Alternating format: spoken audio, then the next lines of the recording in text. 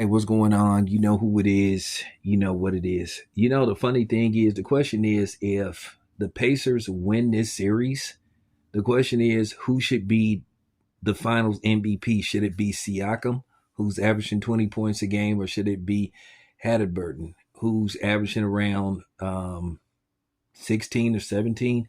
But nevertheless,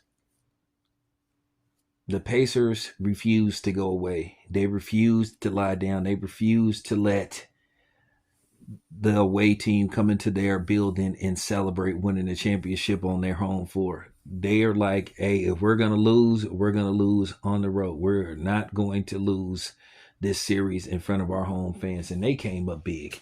They basically did to OKC in this game what OKC did to them in the previous game, where they just put the clamps on them. They forced a lot of turnovers. SGA had like 8 turnovers.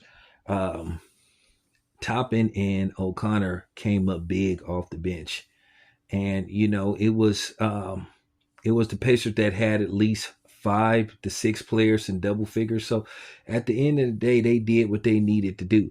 So now here comes Game 7. This is going to prove how good OKC is supposed to be, or are they? Here's the thing. The problem is with the Pacers. Pacers now for sure know that they can go into OKC and win Game 7. They believe they can win this series. They have some series where teams just be like, okay, we're not going to win this series, but at least we're going to lose with some respect and some dignity. Hey, we're going to force at least a Game 5 or a Game 6. But the Pacers believe they can win this series. And to be honest with you, I believe that they can win this series. They played some very good basketball in this series. Unfortunately, the ratings shows that nobody don't care, and I already explained whose fault that is. But at the end of the day, the NBA got what they wanted. More advertisement money for them because they got a 7-game series. I said this before, the NBA does not like 4 to 5 game series. They like at least, at the worst case scenario, 6 games. They don't like these series to go 4 and 5 games. They really don't like dominant teams. They don't like overwhelming favorite teams. To be honest with you, OKC seemed like they was an overwhelming favorite, but they only really play very well at home.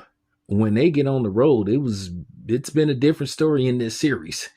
The games have been close. Now they let one get away. So, with that being said, let's see what happens. Definitely, let's see what happens in Game 7 for all the marbles, for the chip, for the Larry O'Brien trophy. The question is, if the Pacers pull this off, there's going to be, no matter what happens in this series, there's going to be a controversy over who should get finals MVP, whether it should be Siakam or should it be Halliburton. But here's the thing.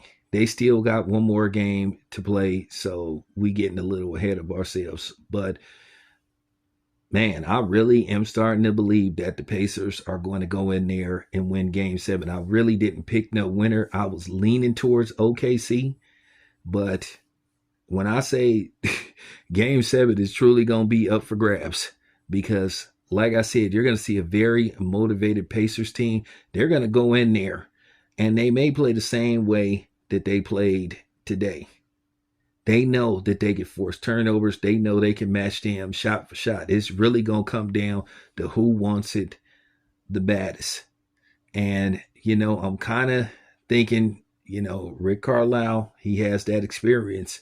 So I feel like he may have one more, miracle out of his trick bag, to pull this off. So we'll see what happens. Anyway, this is your boy Town. I'm out.